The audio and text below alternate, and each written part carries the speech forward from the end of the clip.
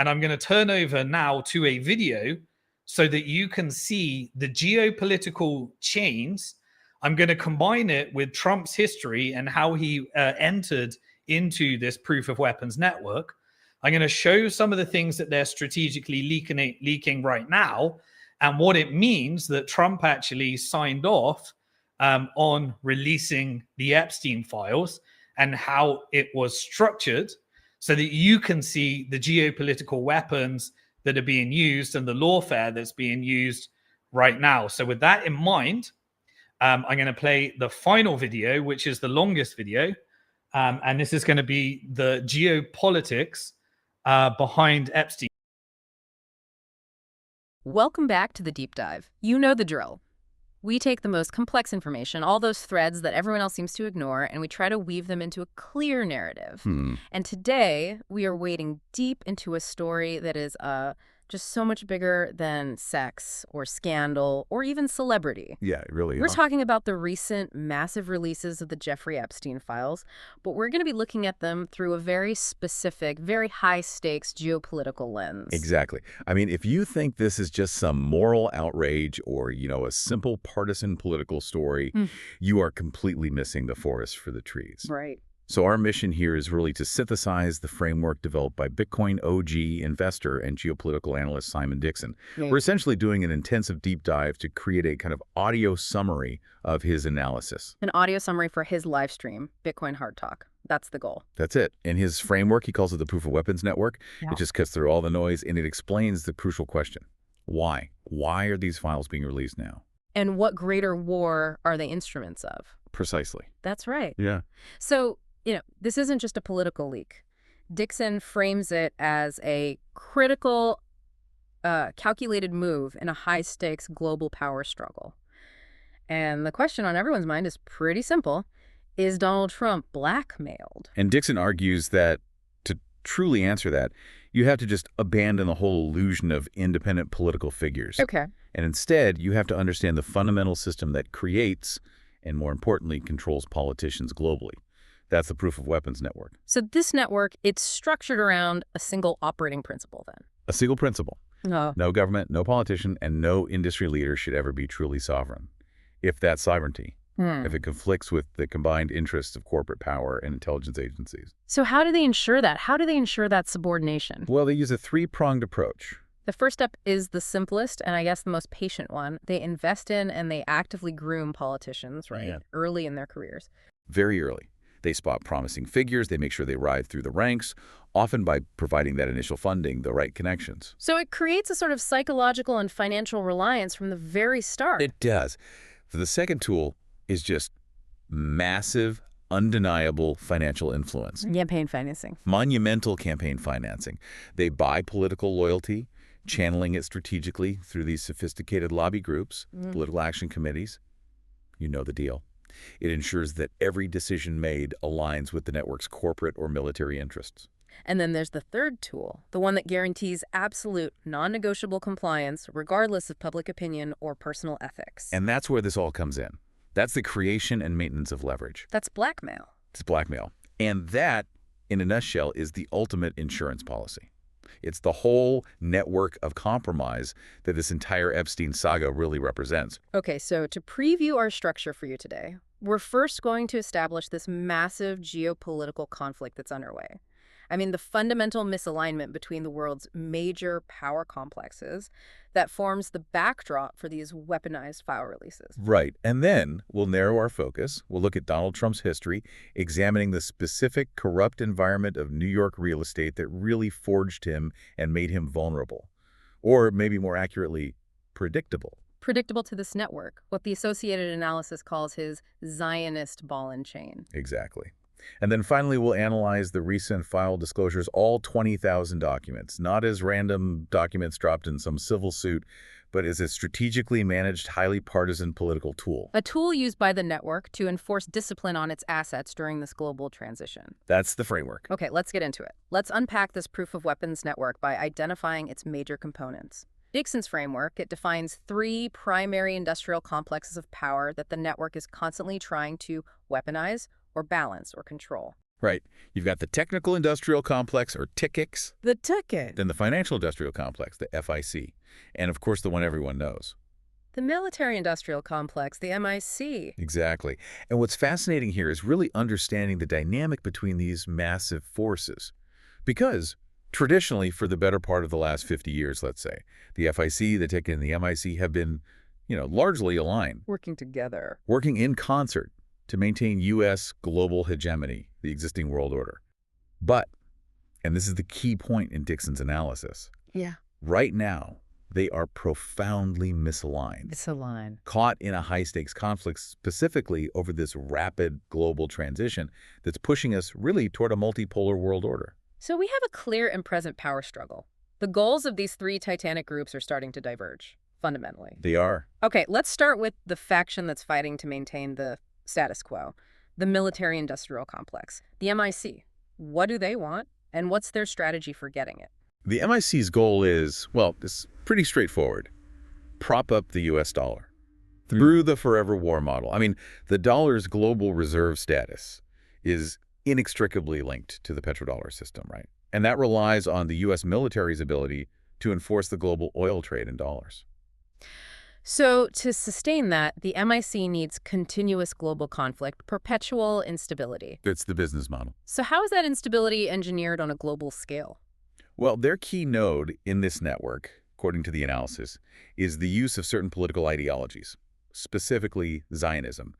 The claim is that this ideology is weaponized to maintain a state of conflict and radicalization across religious demographics. Which in turn justifies continuous military operations and spending in vital regions. That's the mechanism. Okay, let's unpack that weaponization mechanism a bit more, just laying out what the source material is claiming here because it's a highly sensitive topic. It is. The analysis claims it operates by creating these radicalized proxy forces that just maintain the conflict. So, for instance, it suggests it's used to radicalize Christian groups, particularly evangelicals, by promoting a political interpretation of Scripture, one that asserts they must unconditionally protect the state of Israel as a political entity. And the result of that is just massive domestic political pressure for continued U.S. military support and intervention.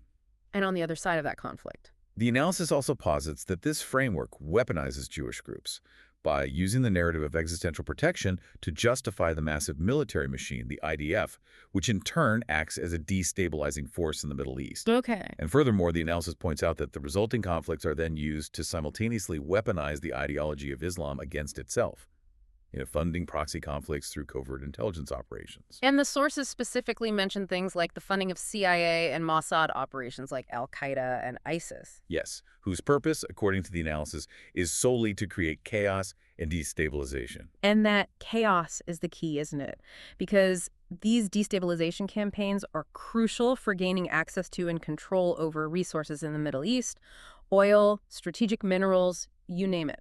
All while ensuring the dollar remains the undisputed medium for weapons and resource trade.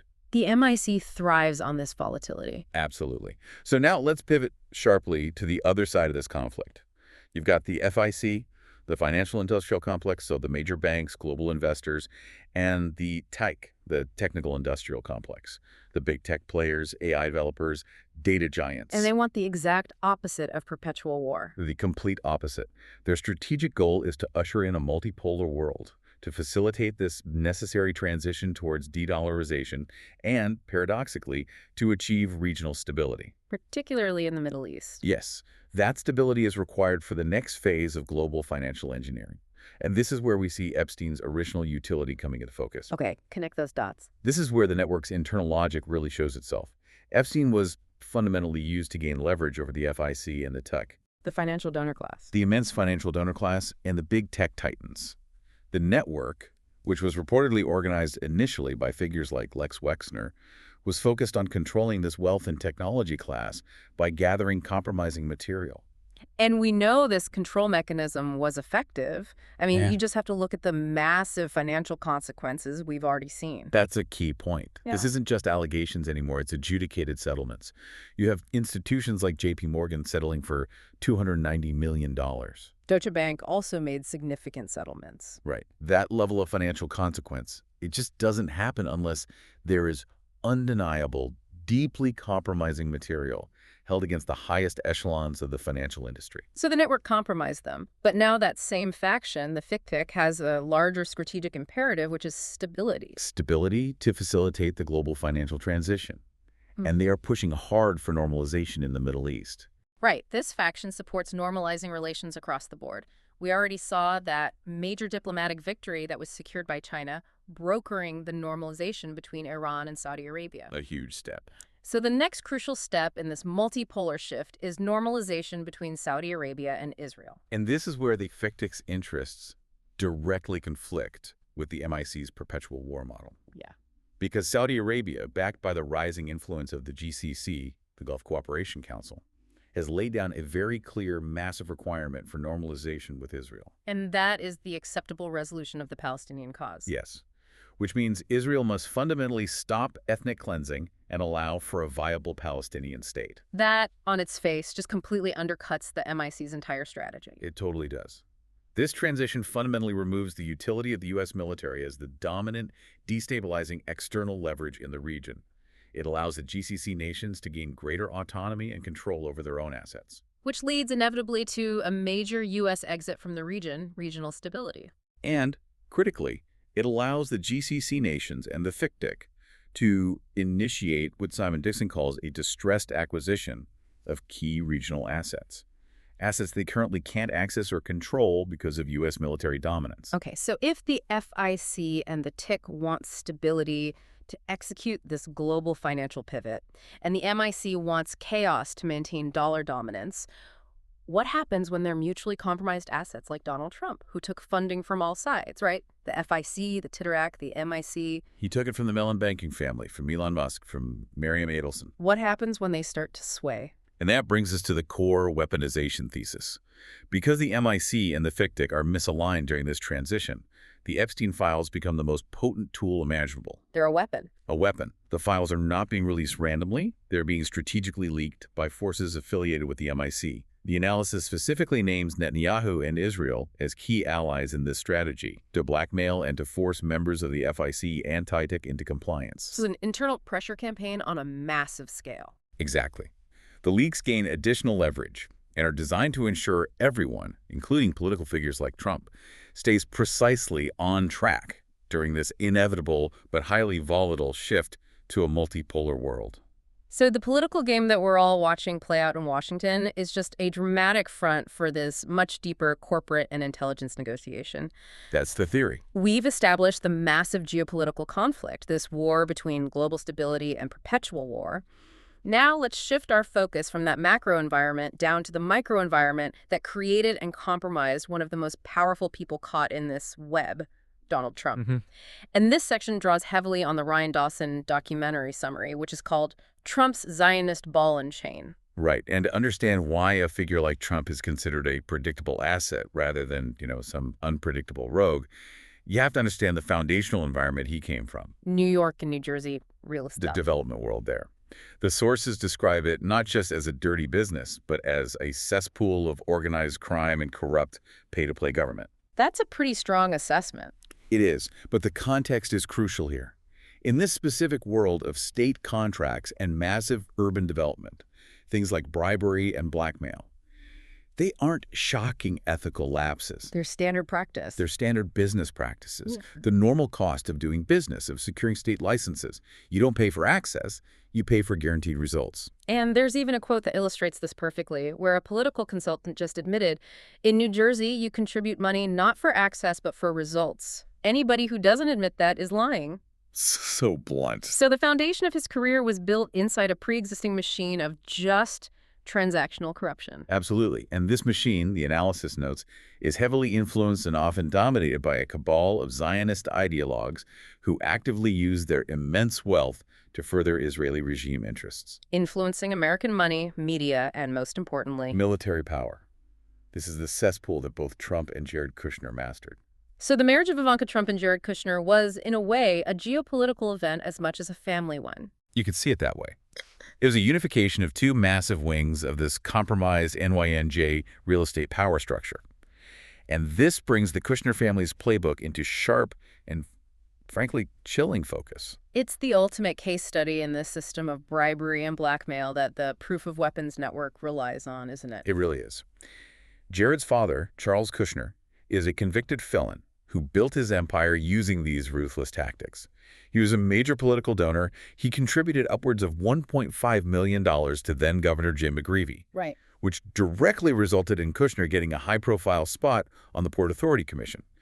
But his criminality went far beyond simple bribery. And the sources detail that infamous honey trap incident involving Charles Kushner, which sounds so extreme it is hard to believe it was a documented court case. Oh, it's documented fact.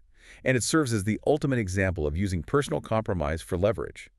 When his own brother-in-law, a financial officer in his company, started cooperating with a federal investigation. An investigation into Charles Kushner's illegal campaign contributions and financial practices. Right. Kushner retaliated with, just staggering malice. He hired a prostitute for $10,000, orchestrated a seduction of his brother-in-law, and secretly recorded the encounter on videotape. And then he used that recording as a weapon. A brutal one. He mailed the compromising tape directly to his own sister, the wife of the victim, specifically to intimidate her and silence the family relative who was cooperating with the feds. And he was convicted for that. He was. Yeah. Charged with tax fraud, witness tampering, and retaliation against a federal witness. He got 2 years in federal prison. This is the literal blueprint for blackmail that the patriarch of Trump's immediate family perfected. It really sets the bar extremely low for ethical conduct and incredibly high for calculated ruthlessness. And beyond that, the analysis points out deeper ties, alleging that Kushner was instrumental in setting up Governor McGreevey with an Israeli lover who later blackmailed him. So another layer of these sexual entrapment tactics to achieve political control in New Jersey. Exactly. And this all just reinforces the Kushner family's deep, long-standing political and financial ties to Israeli expansionism. Financing illegal settlements in the West Bank, maintaining an extremely close relationship with PM Benjamin Netanyahu, who, the sources note, has reportedly spent considerable time, maybe even sleeping, in Jared Kushner's bed. That level of intimacy and shared ideology is precisely why the associated documentary is titled Trump's Zionist Ball and Chain. Okay, so the documentary characterizes this deep relationship as Trump's Zionist ball and chain. How does the analysis argue this specifically creates a mechanism of control for the proof of weapons network? Well, because the network operates by finding and leveraging pre-existing vulnerabilities. And Trump's own history is just as rooted in this compromised underworld, specifically his connections to the mob. So he didn't need to be fully compromised by Epstein in the 90s. No, he was already steeped in a system that accepted compromise as currency. You can trace this back to the very foundation of his flagship building, Trump Tower. Precisely. To construct Trump Tower, he used S&A Concrete, a firm that was famously controlled by Anthony "Fat" Tony Salerno, a powerful underboss of the Genovese crime syndicate. And the payoff for this arrangement was a quid pro quo, wasn't it? A clear one. Yeah. Guaranteed access to cheaper, non-union labor. The mob-controlled unions stayed away, which meant no labor disputes, which meant Trump could use underpaid, non-union workers, often undocumented immigrants, for massive demolition jobs. And his primary liaison, his mentor in navigating these criminal waters, was the infamous mob lawyer, Roy Cohn. Roy Cohn was his apprenticeship into the New York power game. He was Trump's direct line to these figures. A federal judge even confirmed this in one case, finding Trump engaged in a conspiracy for using underpaid, non-unionized Polish immigrants to demolition work. All without any pushback from the mob-controlled unions. So this wasn't just working around the law. It was a deep, symbiotic relationship with organized crime. It demonstrates a willingness to engage in labor conspiracy just for profit. And later, his Atlantic City casino business also maintained deep ties to the mob. High-ranking Gambino crime family members were among his biggest customers. It just further cemented the transactional nature of his entire business structure. So if you connect the dots, you see a clear pattern. A leader forged in a system where mob tactics, bribery, and blackmail are standard practices. Mentored by the most corrupt fixers. And then marries his daughter into a family whose patriarch literally wrote the playbook on honey trap blackmail. The conclusion for the Proof of Weapons Network is pretty clear. He is not an independent actor who just accidentally became a liability later in his life. He is a predictable asset. Yeah. He understands the game because he's been playing it his entire career. The Epstein network was created precisely to control these types of powerful men across the FIC and the T-Take. The ball and chain is just, It's undeniable. It's the deep structural compromise that allows the geopolitical network to enforce its will. Moving forward then, let's look at the actual recent release of the files. Dixon argues this is not a comprehensive, transparent effort aimed at justice, but it's really a meticulously, strategically managed leak. Political theater. Political theater designed to completely obscure the deeper power struggle that's raging between the MIC and the FICTIC. That's the nature of information warfare in this transition period. The sources clearly show a partisan battle that's designed to distract the public from the deeper truth. The initial move was made by the Democrats, right? Aiming to score a political victory. They released 3 specific, cherry-picked, and heavily redacted emails that appeared to strongly implicate Trump. I remember that. One mentioned something like, "The dog that hasn't barked is Trump. A victim spent hours at my house with him." Another suggested Trump knew about the girls. It created this immediate negative media frenzy. Right, but the GOP immediately countered by just releasing over 20,000 files in bulk. A data dump. A data dump, including unredacted versions of those exact same Democratic emails. This was done to prove the Democrats were selectively leaking and manipulating the facts. And here's where the strategy becomes visible. That key unredaction, it exposed the victim, referenced in the email, as Virginia Giuffre. The prominent Prince Andrew accuser. Exactly. And crucially, the full unredacted text showed Giuffre stating that Trump did not participate in any wrongdoing and that he couldn't have been friendlier. So the GOP used that to successfully deflate the initial Democratic narrative, proving their selective editing. And this back and forth, it perfectly illustrates how the files are being weaponized for short-term partisan advantage. It makes it look like a conventional political fight about who's the bigger sinner. But then we have to examine the actions of the White House and the administration immediately following this exchange, and the behavior is, well, it's highly suspicious. It's really, really, really weird, as one source put it. It escalated dramatically. First, you have the personal intervention by the president himself. Right. Trump personally called Representative Lauren Boebert, urging her to withdraw her support for the bill that would mandate the full release of the Epstein files. Which is strange. If a leader genuinely has nothing to hide, as they later champion with that no massage detail, why would they expend political capital to actively block the release of information that might exonerate them? It makes no sense. And the weirdness wasn't confined to just a phone call. It escalated into a secure briefing in the Situation Room. Right. The Attorney General and the FBI Director summoned Rep. Boebert to a secure briefing in the White House Situation Room.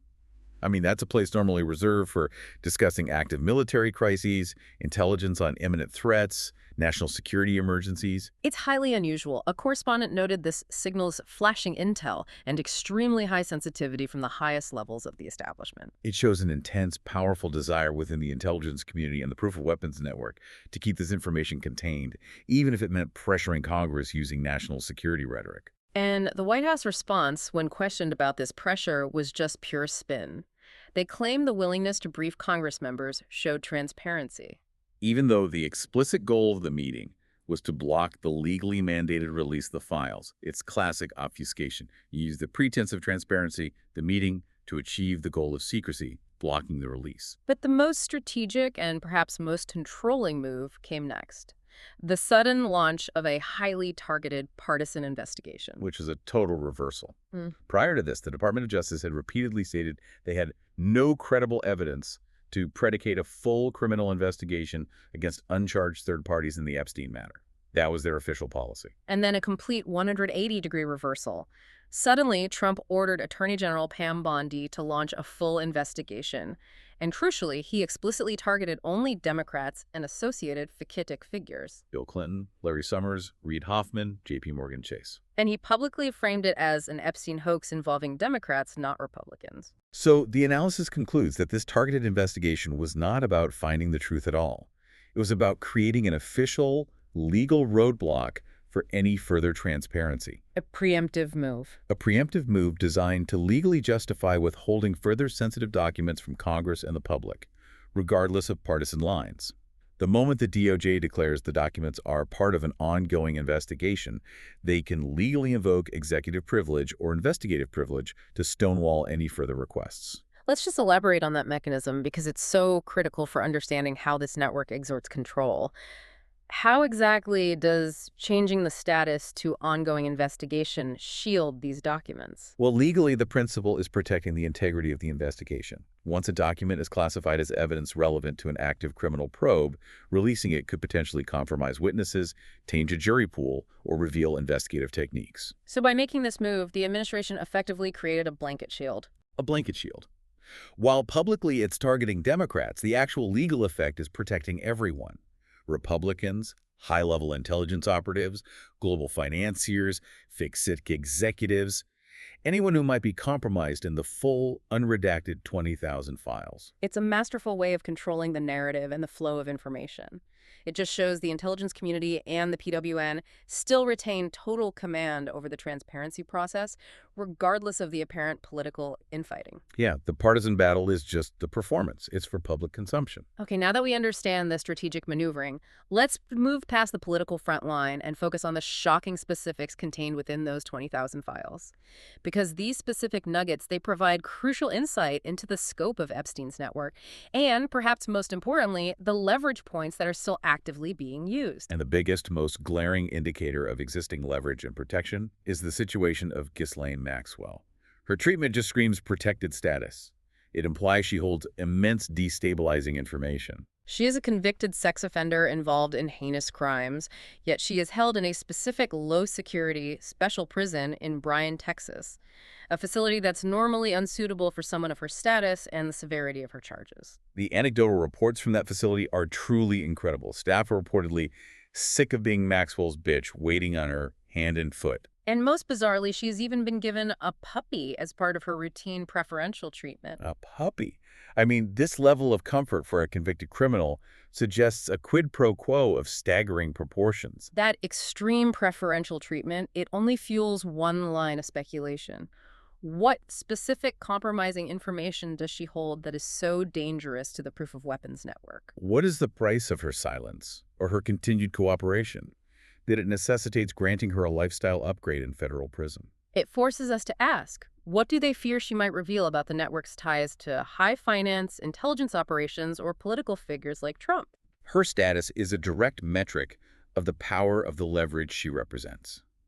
If she's protecting the network, it's because the network values its own continuity over any appearance of justice. Let's turn to the shocking figure of Michael Wolff, the journalist, who comes off terribly in these released emails. It really reveals the corrupt media intelligence complex that was surrounding Epstein. Oh, the sources describe Wolff as one of the most disgusting figures in the release. I mean, far from being a neutral journalist, he was essentially acting as a sophisticated PR and intelligence agent for Epstein back in 2016. Trying to fix his reputation and manage his vulnerabilities as Trump began his political ascent. And the most explosive revelation is the conspiracy to generate debt from Trump. Emails show Wolff strategizing with Epstein on how to handle Trump's impending political success. This wasn't just fixing a PR problem, it was active political engineering. It really was. Wolff explicitly suggested that Epstein could either hang him, meaning expose some level of compromise to control his behavior, or if it really looks like he could win, you could save him, generating a debt. That phrase, generating a debt, that is the language of control, isn't it? It's a direct blueprint for blackmail or quid pro quo access control. If Epstein saved Trump from some damaging revelation, the expected return would be guaranteed access, protection, influence over political decisions. Which is exactly what the Proof of Weapons Network requires of its assets. And Wolff even offered Epstein direct assistance with a lawsuit against Epstein and Trump, telling him to let me know if there's anything I can do. It just reveals how deep the rot goes. The very media figures who are tasked with accountability were actively working to create and manage leverage for a convicted sex offender. And speaking of Trump, the files present what Dixon describes as a mixed bag regarding his contact, which the analysis suggests is entirely intentional to maintain ambiguity and control. On one hand, you have the exculpatory detail that's been used heavily by the GOP. Epstein is quoted stating Trump never got a massage. Right, that's the clean narrative they push. But the incriminating details directly contradict Trump's public denials. Epstein also claimed Trump knew about the girls and asked Ghislaine Maxwell to stop. And furthermore, the document strongly suggests contact after the early 2000s cutoff that Trump repeatedly claimed. Specifically, we have records that suggest a potential Thanksgiving meeting where Epstein named Trump as attending. And a far more recent 2019 mention in a London email where Epstein stated, "Prince Andrew and Trump today, too funny." So the juxtaposition of the no massage detail with the 2019 contact maintains that critical ambiguity. They give him enough to defend himself, but hold enough to contradict him. It ensures he remains a compliant variable. Then you have Steve Bannon, a major political strategist who appears to have a far closer and more reliant relationship with Epstein than the public ever understood. Emails reveal Bannon asked Epstein to intervene on his behalf with Michael Wolff, telling Epstein to ask Wolff to lay off me. Which shows Bannon viewed Epstein not just as a wealthy contact, but as a trusted intermediary with the power to manage media narratives, a true node in the network. The fact that a powerful political strategist like Bannon couldn't just handle Wolff himself, but had to route the request through Epstein, it speaks volumes about Epstein's perceived influence and position within the PWN. It does. And their conversation about another individual caught in child pornography charges was noted as strangely concerned and detailed. They were discussing specifics like mandatory minimums, extradition. It suggests a level of intimacy and shared knowledge about the network's vulnerabilities. The network's reach, as evidenced by these files, it extended far beyond domestic political strategists. It clearly implicates foreign governments and high-level global elites. Yeah. The files show Epstein advised Vitaly Churkin, the Russian ambassador to the UN at the time, on understanding Trump and U.S. domestic politics. He noted, "Churkin was great. He understood Trump after our conversations. It's not complex." So that places Epstein as a geopolitical explainer and a connector for major foreign diplomats, a role that goes far beyond simple finance. And the sources reinforce deep connections to both Israeli intelligence and Gulf royalty.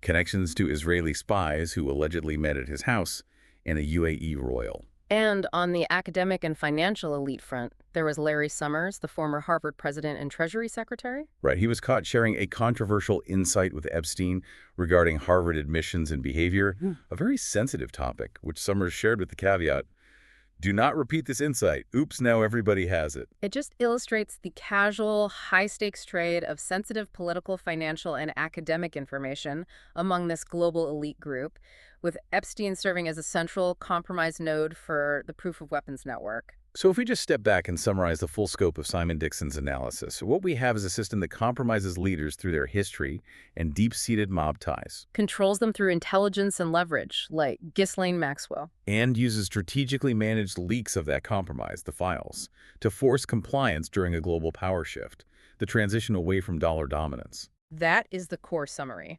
The Proof of Weapons Network is leveraging the Epstein files not as some moral or legal crusade for justice, but as a highly refined instrument of control in a major geopolitical transition. They're enforcing discipline on all their assets, FEs, TIC, and political, to ensure the transition occurs according to the network's long-term financial goals, even if the MIC fights it every single step of the way. So the key takeaway for you, the listener, is that the very loud, very dramatic political fight between the Democrats and the GOP over these files, the arguments about who is implicated and who is misleading, is the necessary distraction. It is. It's the front line designed to make you believe this is about politics, not global finance. But the real war is between the FIC and the tech, who are pushing for regional stability and a multipolar world to facilitate their distressed acquisition strategy. And the MIC, which is fighting desperately to maintain the forever war of dollar dominance. Epstein's network is simply providing the intelligence and the leverage needed to force powerful, compromised figures into compliance with the winning side's agenda. So given everything we've covered, the pattern of strategically managed leaks, the DOJ's sudden, unprecedented flip-flop on investigative policy, and the administration's high-level attempts in the Situation Room to block transparency via a partisan investigation, what level of leverage must be held by the intelligence community and the Proof of Weapons Network itself that they can force a complete and total reversal of federal DOJ policy just to prevent the full unredacted truth from reaching you? That is the question. That is the question that defines our current era of controlled information and global power dynamics. We encourage you to analyze the news flow through this Proof of Weapons framework. Okay, well, that's all I've got for you today. Pretty gross. But I hope you understand how it works and how to protect yourself and how to see through the narrative. You know, we're at the time of truth. We're at the time of understanding how to use information. And the most important thing for me is that you're not a part of the manufactured civil unrest and hate campaigns, because the Proof of Weapons Network wants you to hate each other. They want you to be violent to each other. They want you to manufacture the environment that justifies the surveillance state. They're weaponizing technology. They're weaponizing media. They're weaponizing algorithms. They're vassalizing. And I hope you at least get that this isn't about character assassinations. This is about understanding the systemic nature of what props up the dollar as we move to this managed transition. And I believe that competition is actually the answer, because this whole network was all around elimination of competition. You listen to Peter Thiel, he talks about his policy, anything to eliminate competition. The entire dollar dominance was based upon death, destruction, violence, pillaging, and propping up unnaturally a dollar. Let's move to a multipolar world. We're going to enter into currency wars. We're seeing how the Bitcoin side is playing in that, the gold side is playing in that, the macro side is playing out, the geopolitical side. It is clear that everyone involved in technology, in positions of influence, everyone involved in these different types of companies, these political processes, money is used in order to corrupt power, and power is used in order to gain money. And that's the rules of the game. It doesn't matter what system you have. You can call it communism. You can call it capitalism. You can call it socialism. You can call it whatever you want. It is in following the monetary flows that we get to see how the world really works. And it seems like in every system, this is what we have. So always remember, you are alive at one of the most interesting and exciting times in financial history. Some are going to get hurt. Others are going to do really well. I want to make sure you're on the right side of that change. So how do we get on the right side of that change? What we learned in this week in Bitcoin and the connection to the Epstein files is that this decentralized technology in a constant struggle that allows for maths and code to enforce a resistance against this corrupting power, this proof of weapons network, this fiat currency Orwellian nightmare that we're ushering in through stablecoins and central bank digital currencies. It's clear that Bitcoin was a gateway drug. So what can we learn from that? Well, we can learn that it wasn't a honeypot. And if it wasn't a honeypot, it means there wasn't a back door. So why did it go open source? Why did it end up on this distributed supercomputer? Why did we maintain the ability to verify transactions by running our own nodes? Why was there a resistance that was allowed to form through the users to take on the power miners and the power venture capitalists and the power structures that were being compromised? And why is it that that was allowed to persist? And therefore, how do they fight back with false narratives? And so why do we believe that the answer to taking on the system is to trust in a public company that's taking on debt instruments and is fully vassalized into the proof of weapons network, in order to believe that if they centralize as much Bitcoin as possible into strategy and leverage these debt instruments, that the more and more Bitcoin gets centralized into that one company, that one honey pot, because Bitcoin isn't a honey pot. Bitcoin was the gateway drug to these treasury companies. Bitcoin was the gateway drug to stable coins. Bitcoin was the gateway drug to central bank digital currencies. Bitcoin was the gateway drug to put your Bitcoin in custody and borrow against your Bitcoin. Bitcoin was the gateway drug for the financial industrial complex to centralize as much Bitcoin as they could get hands on, and then get you to end up giving them your Bitcoin as they manage this transition. On the macro side, they're doing fiscal dominance.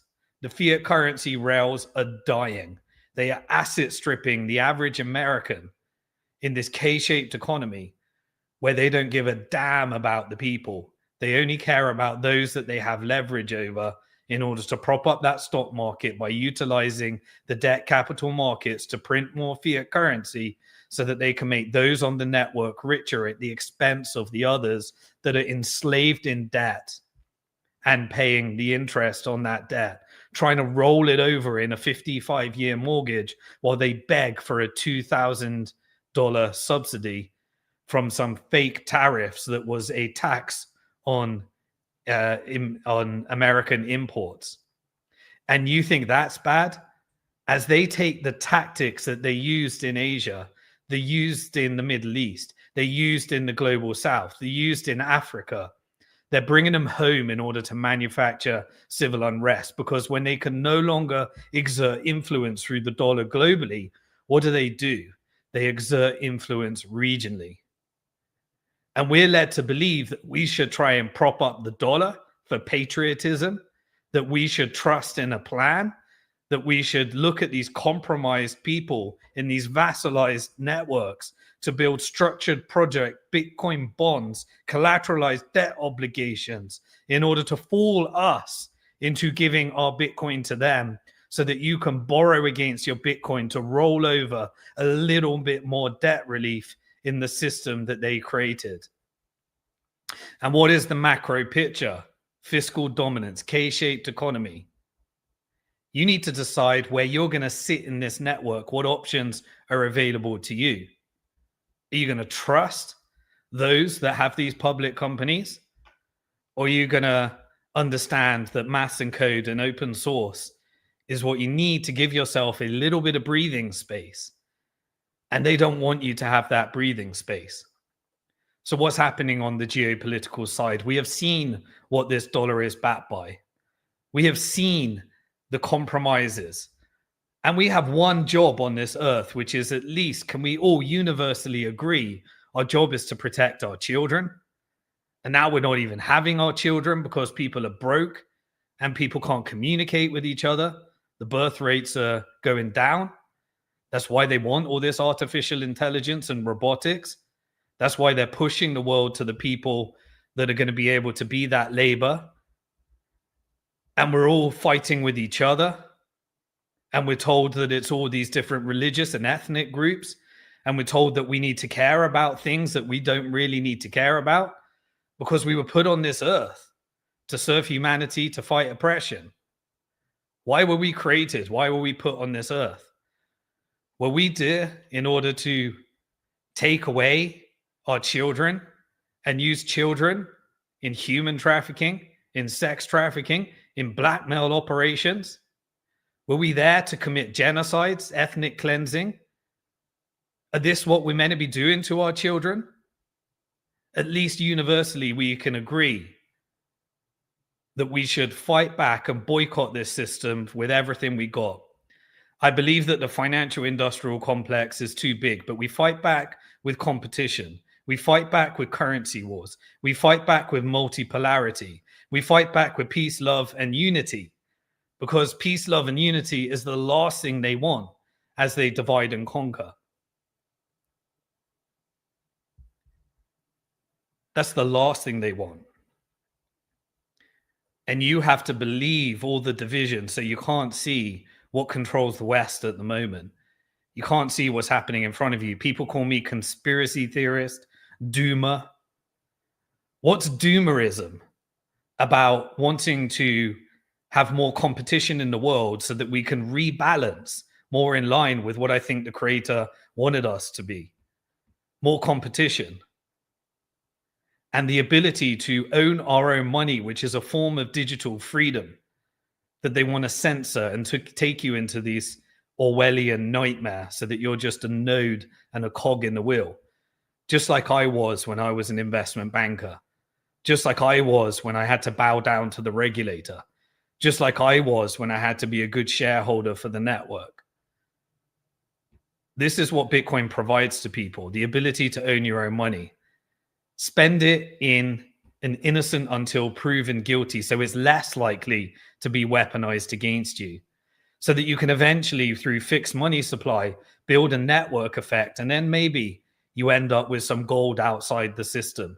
maybe you have a chance of actually not having to borrow against your Bitcoin to mine some fiat currency based upon what we're being told that we should be mining fiat currency by putting our Bitcoin in custody and borrowing against it so that we can become slaves to those custodians, so that we can become manipulated by those exchanges, so that instead of owning Bitcoin, we put it in a 401k wrapper and buy a Bitcoin ETF that they can leverage and build a Bitcoin-backed security and a Bitcoin-backed collateralized debt obligation insured by some Bitcoin credit default swap as they tokenize everything in these real-world assets, as they take fiat currency and program it into this social credit score. We got 5 years where we're probably going to see 200 years of change. And what are they going to do to shut us up? Call us a conspiracy theory. I think that right now that we're blessed with the fact that we have freedom of speech, but not freedom of reach. Because they won't give me the freedom of reach, I rely upon you to share this with as many people as possible. I'll break it down. Our team will break it down into AI summaries. We're a little bit clunky with the technology sometimes. We'll break it down into just the Bitcoin part, the macro part, the geopolitical part, so you can take the piece that someone might be most interested in. But here's the reality. They ain't going to look after us anymore. We have to take care of each other. We have to build community. We have to recognize that we need to spend local. We can't spend in these large mega monopolies for all we can. We can't get it perfect. We won't get it perfect. I can't be unproductive and not use artificial intelligence. Do I know that I'm contributing to the network? Yeah. But what can we do? We can only do better rather than worse. Don't allow perfectionism to not allow you to own your own money, spend your own money, and benefit from this fixed supply. And you know what? Maybe the financial industrial complex wins. Maybe the proof of weapons network has accumulated more power, but there is a greater power. And that greater power tends to make these evil networks, they benefit, and then they push right back in. And it's more like there is this, look at the British Empire, look at the Portuguese Empire, look at the Roman Empire. These are petty little vassalized proof of weapons network prostitutes that run these countries when they were on top of the game. There's something our creator seems to do, seems to take us in a direction where when it gets too evil, it snaps back. And are you a part of that inadvertently? Are you a useful idiot for the network? Are you taking your cold, hard cash and putting in a Bitcoin treasury company? Are you borrowing against it? Who do you work for? Who do the people around you work for? Do you know who you work for? Well, I will continue to share the best of the information that I can put together, and I welcome your feedback on the things that I get wrong, because I'm here to commit to learning and being accurate. And you can call me a conspiracy theorist, you can call me a doomer, you can call me deluded, you can call me whatever you want to call me. I will just continue to give the best of what I learn and share it with you so that you can do with it as you choose. And that's what we need to do here. This is Bitcoin Hard Talk, episode 108, unmasking this Epstein network, the JP Morgan connections, the Trump operations, the weaponization of Bitcoin to try and connect it to Jeffrey Epstein. And I'll be back in the new year because I'm going to take a little bit of break in December, but I will keep releasing videos and I'll be on X. I've got a bunch of videos that I'm going to schedule out throughout the whole of December. In January, we'll come back for Bitcoin Hard Talk episode 109. But please do check in with me on X, because I will never commit suicide. I am perfectly happy. I am very happy with how things are right now. But I will continue to expose the network, and we need to look out for each other. So if you enjoyed this, I do no monetization, no sponsorship. I've tried to release myself from any connections to anything that can compromise to the best of my ability. I've got nothing to sell. I'm deleveraging from all of my positions that would compromise me from being able to tell anything but the truth. And I've told you from my 25 years of experience how these networks work and the different tools that they use. If you enjoy it, please do share this. The algorithm will not give me freedom of reach. It will only give me freedom of speech and give you the ability to share it. But we can hack the algorithms, put the like, put comments there. I read them all. I answer to them whenever I can. If you want to download this, I know it's a lot to take in, then please do go to Spotify or Apple Podcasts, and you can subscribe to Bitcoin Hard Talk. If I get taken off YouTube, then head over to Rumble, follow me over there, and we'll be going live on Rumble. If I get taken off Rumble, I'll be on X, and I'll continue streaming over there, and I'll keep talking there, building my social credit score, but giving as much information until they take it away from us. Building as much sovereignty, because if we don't get enough of our sovereignty together, then we don't know what the next phase looks like. But I do know that I'll keep sharing it for as long as I'm able to. And in case all of that goes down, SimonDixon.com, I publish all my own stuff over there. And we've got a Bitcoin Hard Talk membership portal where we push as many tools and videos and uploads in there. And if we have to, if we get taken off every network, I'll be streaming over there. So I hope you enjoyed Bitcoin Hard Talk episode 108.